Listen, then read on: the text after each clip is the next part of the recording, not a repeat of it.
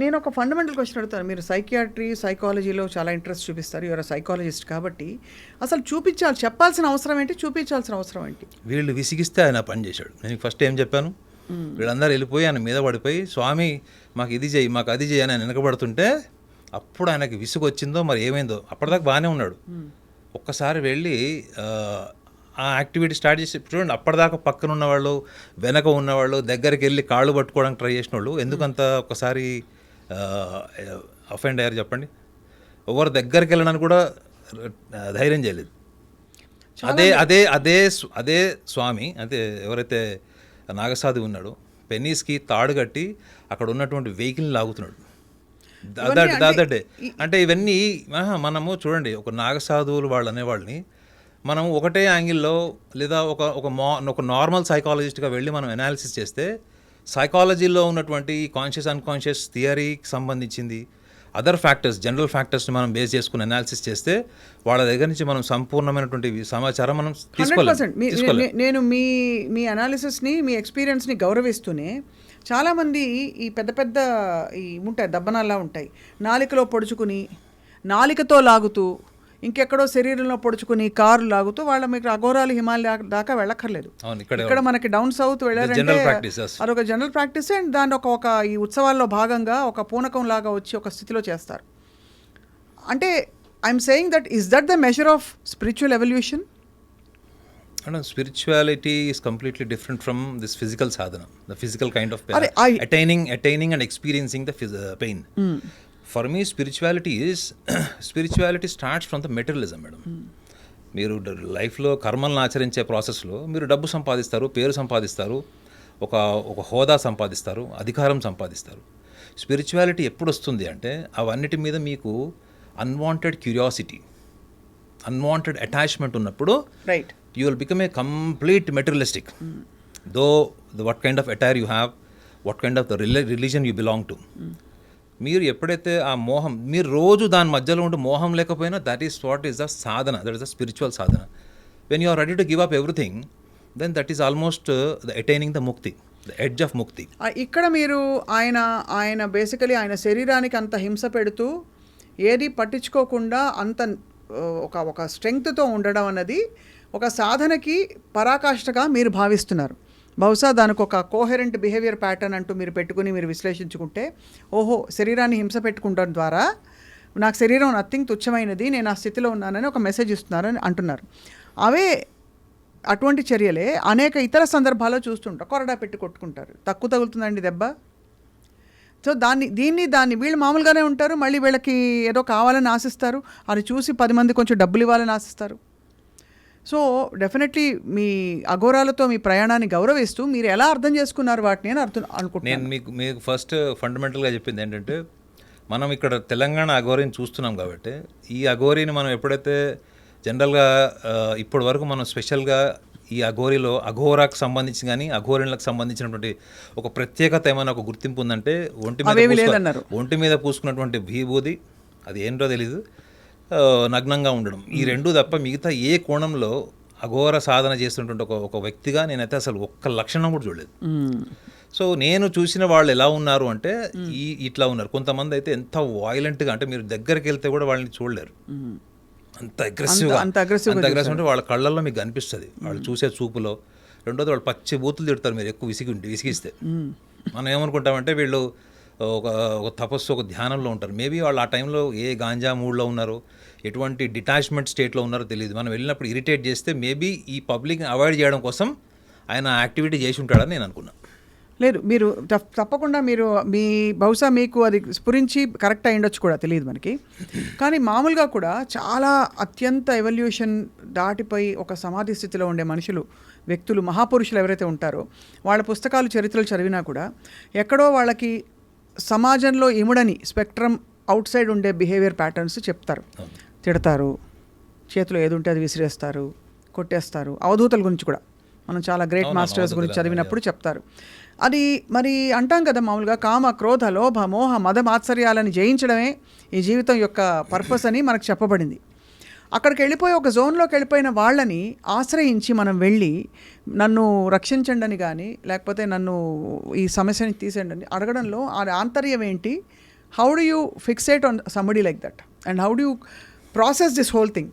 మీరు ఒక సైకాలజిస్ట్గా చెప్పండి. నేను ఒక ప్యూర్ సైకాలజిస్ట్గా చెప్పాలంటే మీరు నాగసాధులు, అవధూతలు, అఘోరాస్ని వీళ్ళు మన దగ్గర నుంచి ఒక ఆర్డినరీ పర్సన్ వెళ్ళి వాళ్ళ నుంచి ఏం ఎక్స్పెక్ట్ చేస్తున్నారో చూడడమే కాకుండా మీరు నార్మల్గా ఇది మతంతో సంబంధం లేకుండా అక్కడ ఒక పలానా దర్శనానికి వెళ్ళాలి, ఆ దర్శనానికి వెళ్ళకపోతే మన టైం అయిపోతుందనో లేకపోతే ఇంకోటి ఏదో ఒక క్యూరియాసిటీ, ఎక్స్ట్రా క్యూరియాసిటీ వల్ల మనం తొందరగా వెళ్ళిపోవాలి అక్కడ లేదా ఒక విగ్రహం అక్కడి నుంచి మాకు మాయమైపోతున్నాను, మనం ఇంకో పావు గంట తర్వాత వెళ్ళకపోతే అది ఎవాపరేట్ అయిపోతుందో అనేటువంటి ఒక ఎంతూజియాజం ఉంటుంది చూడండి.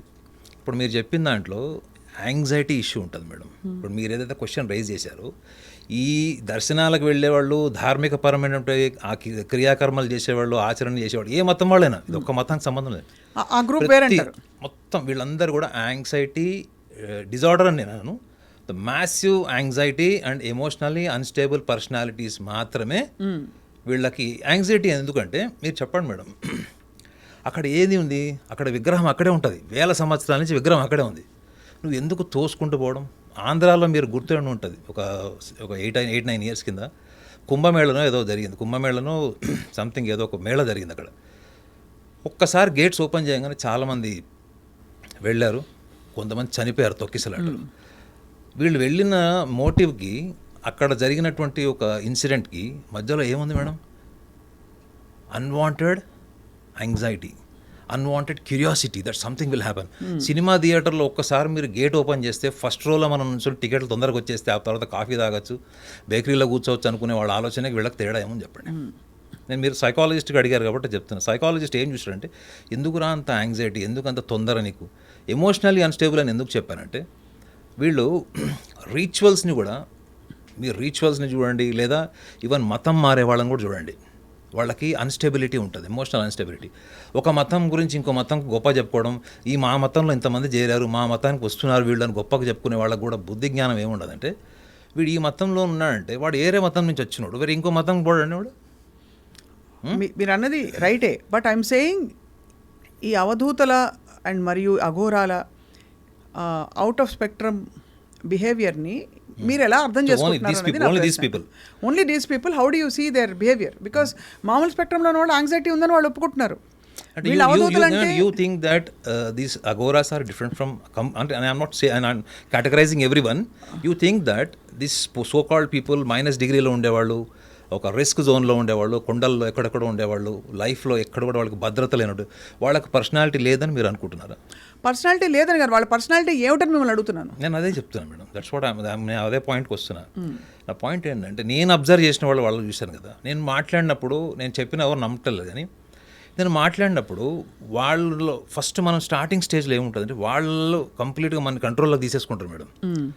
వాళ్ళు కూర్చునే బాడీ లాంగ్వేజ్ కానీ వాళ్ళ ఎనర్జీ కానీ ఇట్లా వాళ్ళు ఐ టు ఐ కాంటాక్ట్ పెట్టి మాట్లాడితే 3 to 4 hours అసలు కళ్ళు చూపి ఇట్లా కొట్టకుండా మాట్లాడిన వాళ్ళని కూడా నేను చూశాను. అంటే కళ్ళు ఇలా కొట్టకుండా నిమిషాలు మాట్లాడిన వ్యక్తులను చూశాను. అలా ఉంటారు, అట్లా ఐలెట్ కొట్టకుండా అలా మాట్లాడుతూనే ఉంటాడు. కొంచెం సేపు అయ్యాక మీకు భయం కూడా స్టార్ట్ అవుతుంది, వీడేమని చేస్తాడేమో అని.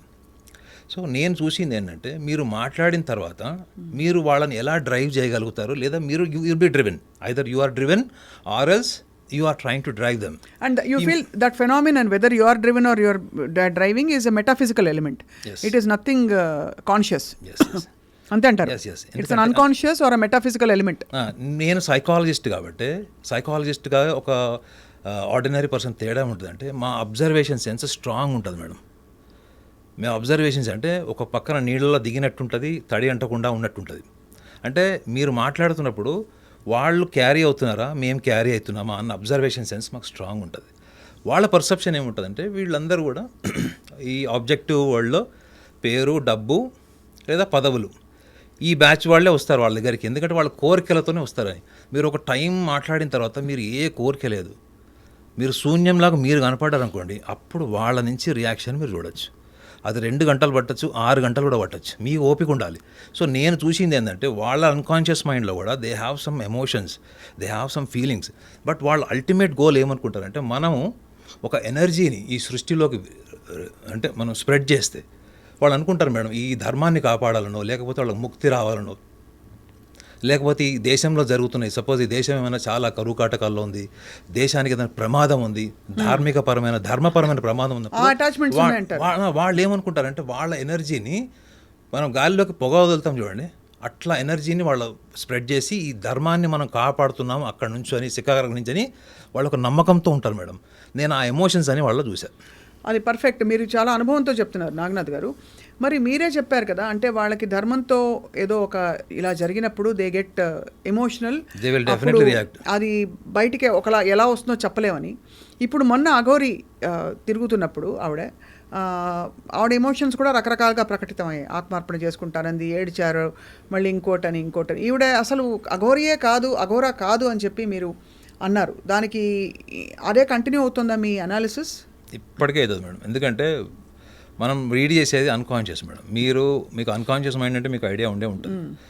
మన లైఫ్లో మేజర్ పెయిన్స్, చైల్డ్హుడ్లో మేజర్ పెయిన్స్ అన్నీ కూడా మన అన్కాన్షియస్లో ఉంటాయి. The adherence of the unconscious mind according to the psychology, your pain and distance and again bad experiences with your environment and family, ఇవి ఎక్కువగా మీకు తెలియని స్థితిలో అవి నిర్జీవంగా బరీడ్ అలైవ్ ఉంటాయి. అవి ఎప్పుడు బయటకు వస్తాయి అన్నది మీ కమ్యూనికేషన్ వల్ల, మీ అగ్రెషన్ వల్ల, మీలో జెలసీ వల్ల మీ అన్కాన్షియస్ మైండ్ ఎక్కువ బయటకు వచ్చే ఛాన్స్ ఉంటుంది. ఒకటి, మీరు బాగా కోపంలో ఉన్నప్పుడు మీ ఇంగిత జ్ఞానము, మీ ఎన్విరాన్మెంటల్ సెన్స్ పోతుంది మీకు. అప్పుడు మీరు ఎలా బిహేవ్ చేస్తున్నారో మీకు తెలియదు. Because when you are consciously controlled, where is unconscious? Correct, right. So మీ అన్కాన్షియస్ మైండ్ ఎప్పుడు రిప్రజెంట్ చేస్తుంది సమాజాన్ని, ఎన్విరాన్మెంట్ అంటే, ఒకటి మీకు నచ్చంది ఏదైనా జరుగుతుంది, లేదా మిమ్మల్ని ఎవరైనా శాసిస్తున్నారు, మీ శరీరాన్ని కానీ మీ ఆలోచన నిర్బంధిస్తున్నాడు. మీరు ఈ అఘోరిలో చూసినవన్నీ అవే. పోలీస్ డిపార్ట్మెంట్కి అగేన్స్ట్గా ఎలా మాట్లాడిందో మీరు చూశారు, పబ్లిక్ ఎట్లా చేసిందో చూశారు, మీడియాని ఎట్లా రిప్రజెంట్ చేసిందో మీరు చూశారు. కానీ అందులో ఆమె యాక్షన్ ఓరియంటెడ్ ఏంటి చేసింది చెప్పండి. పెట్రోల్ డబ్బా వేసుకొని తిరిగి కూడా వారం రోజులు దాటిపోయింది, మళ్ళీ నేను ఆ పెట్రోల్ డబ్బా కొనుక్కొచ్చింది. నేనేమంటానంటే యాక్షన్ మేడం. ఆమె చనిపోవాలి అనుకుంటే ఒక వీడియో కెమెరా పెట్టి పెట్రోల్ పోసుకొని చనిపోతే కూడా అది పెద్ద ఇదవుతుంది. కానీ ఆమె చనిపోవడం వల్ల ధర్మానికి ఏ రకంగా లాభము అన్నది ఆమె మైండ్ తీసుకోవట్లేదు. You got my point? అదే, మీరు 10th ఫ్లోర్ నుంచి దూకాలనుకుంటారు మేడం. ఇన్ఫాక్ట్ తీసుకుంటోంది కాబట్టి, మైండ్ తీసుకుంటోంది కాబట్టి ఉపయోగం లేదని her conscious mind conscious is rejecting this. మీరు కరెక్ట్ పట్టుకున్నారు పాయింట్. ఇప్పుడు 10th ఫ్లోర్ నుంచి సరదాగా దూకుదాం అనుకుంటే మీ మైండ్ యాక్సెప్ట్ చేస్తుందా మేడం? చెప్పండి. చేయదు. ఎందుకు? దీనివల్ల ఉపయోగం ఏంటనే ఉంటుంది. ఉపయోగం కాదు, కాన్సిక్వెన్సెస్ చెప్తుంది. సో ఇక్కడ కాన్షియస్ మైండ్ యాక్టివ్గా ఉంది కాబట్టి you are saying that she's consciously very smart. What I'm saying, she's ఎందుకంటే మీ కాన్షియస్ మైండ్గా సెన్స్ పోయినప్పుడే మీరు ఏదైనా చేస్తారు. ఇప్పుడు వాడెవడో మీరు చూసే ఉంటారు, పులి బోన్లోకి వెళ్ళాడు, ఆ పులి వాడిని చంపేసింది. మొన్న రీసెంట్గా మన హైదరాబాద్లోనే ఎక్కడో జరిగింది, మన ఇండియాలోనే జరిగింది ఒక ఇన్సిడెంట్. వాడు ఎందుకు చనిపోయాడు వాడు? Because he was intoxicated. వాడు ఆల్కహాల్ తీసుకున్నాడా, డ్రగ్ తీసుకున్నాడా తెలియదు. సో వాడు ఈ లాస్ట్ ఇస్ కన్షియస్. అండ్ వాడు ఏమనుకున్నాడు, వాడికి ఆ టైంలో ఏమనిపించింది, వాడు సబ్ కాన్షియస్లో ఏమనిపించింది, వాడు ఏదో సినిమాలు చూసింటాడు, పులుల్ని సింహాల్ని ఒక చేత్తోని హ్యాండిల్ చేసింది. ఆ ఇమాజినేషన్, ఆ మోడ్లో వెళ్ళి వాడు అట్లా హ్యాండిల్ చేయడానికి వెళ్ళాడు. అక్కడ రివర్స్ అయింది. సో ఇక్కడ ఏంటి మీకు, she's completely aware of what she's doing, what she's speaking, how people are reciprocating, how people are mad after this lady, and how government is paying attention through this legalities and all. So she's enjoying.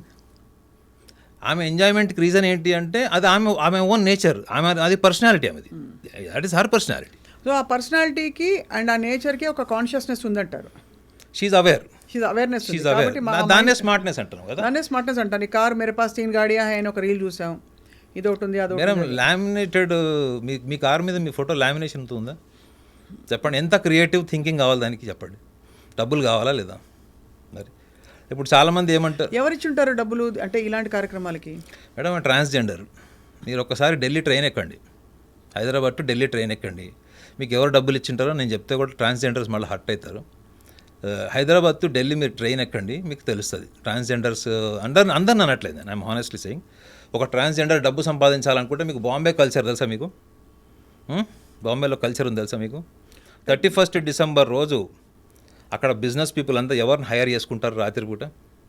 ఆ ఒక్కరోజు రాత్రి వాళ్ళు అక్కడ ఏ వ్యక్తితో ఏ జెండర్తో అక్కడ night కలిపితే వాడికి సంవత్సరం అంతా అదృష్టం కలిసి వస్తుంది అనేటువంటి నమ్మకము, మూర్ఖత్వం ఉన్నటువంటి సమాజం మహారాష్ట్రలో మీకు అనిపిస్తుంది. అంత మా స్కేల్లో జరుగుతుందంటారా?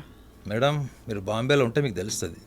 31st డిసెంబర్లో మీకు ట్రాన్స్జెండర్ ఎవరు ఫ్రీ దొరకరు. ఎంతమంది we see so many transgenders who are doing such great service to society. Madam hiding మోడ్లో కొంచెం జరుగుతుంది madam.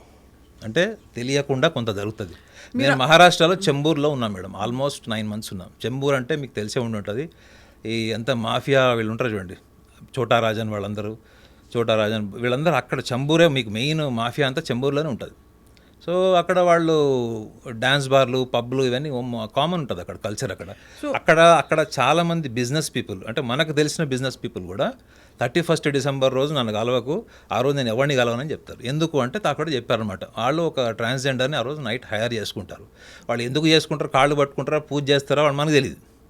But spending 31st night makes them so fortunate and lucky through out the year. That is what is the belief. ఇది ఎక్కడ belief, అది ఎక్కడి నుంచి వచ్చి ఉద్భవించిన బిలీఫ్? అది ఎన్విరాన్మెంటల్, జస్ట్ లోకల్ ఒక కాలక్రమంలో వచ్చేసింది అలా. అంతే, దానికంటే పెద్ద హిస్టరీ ఏం లేదు. సో ఇక్కడ మీరు అంటే ఈ పర్టికులర్ విషయంలో ఈ బ్రాండెడ్ కారు, అదే మీరు అన్నారు కదా దాని పేరేంటది, లామినేటెడ్ ఇదితో కారు, తర్వాత ఒక పెద్ద ఫ్లీట్ ఆఫ్ పీపుల్ ఉండడం అన్నది అది బ్యాక్డ్ అండ్ ఫైనాన్స్డ్ అంటారు మీరు. ఇప్పుడు మేడం చూడండి, ఇప్పుడు మన స్మార్ట్ వాచ్ ఉంది.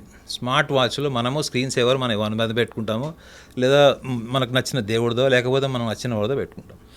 సో ఇది ఈజ్ అ చాయిస్ మేడం, ఇదిలో ఎవరు ఫోటో పెట్టుకోవాలన్నది మన చాయిస్. ఈ చాయిస్ వెనక మీకు ఎటువంటి అటాచ్మెంట్ ఉంది అన్నది మీకు తెలియదా? ఇప్పుడు ఈ వాచ్ నేను ఫ్రీగా ఇచ్చామంటే ఎందుకు ఇస్తాను మేడం? ఎవరైనా వాచ్ మీద నాకు ఏదైనా స్క్రాచ్ పెట్టినా ఐ ఫీల్ సో అఫెండెడ్, అరే ఏంటి నా వాచ్ ఇట్లా అయింది అట్లయింది, మళ్ళీ దీని కొత్త స్క్రీన్. ఇప్పుడు ఈ అమ్మాయి చేసింది, ఇప్పుడు ఈ ట్రాన్స్జెండర్ ఎవరైతే చేసిందో ఆమెకి ఏ అటాచ్మెంట్ లేదా అనిపిస్తుందా మీకు? చెప్పండి, యాజ్ అ జస్ట్ సివిలియన్ చెప్పండి. తప్పకుండా, ఐ మీన్ అలా అయితే అనిపించలేదు, అటాచ్మెంట్ లేనట్టు అయితే అనిపించలేదు. ఫింగర్స్ చూశారు కదా ఆమె, నెయిల్ పాయింట్, ఒక్కొక్క నెయిల్కి ఒక్కొక్క కలర్ ఉంది, లిప్స్టిక్ ఉంది. ఇవన్నీ ఏం ఇండికేట్ చేస్తున్నాయో చెప్పండి? సాధననా లేకపోతే రోదన? అయితే ఆమెకి ఏమనిపిస్తుంది, ఆమెకి తెలియకుండానే ఆమెకి ఐడెంటిటీ ప్యాషన్ ఉంది. She suffering with identity. ఆ ఐడెంటిటీని ఎట్లా ఎస్టాబ్లిష్ చేసుకోవాలి అన్నది మనకి అర్థం కానటువంటి స్థితిలో ఆమెకుంది, మనకు అర్థం కాని స్థితిలో ఆమెకుంది. తెలంగాణ ఉద్యమాలు జరిగేటప్పుడు కూడా నేను కూడా కిరోసిన్ పోసుకొని చనిపోతే నాకు కూడా కేసీఆర్ అన్న వస్తాడు, హరీష్ రావు అన్న వస్తాడు, ఏడుస్తాడు నా కోసం, టీవీలో వస్తుంది, నా ఫ్యామిలీ ఎంత వస్తుంది అనుకునే వాళ్ళు ఎంతమంది లేకుండా అప్పుడు చెప్పండి.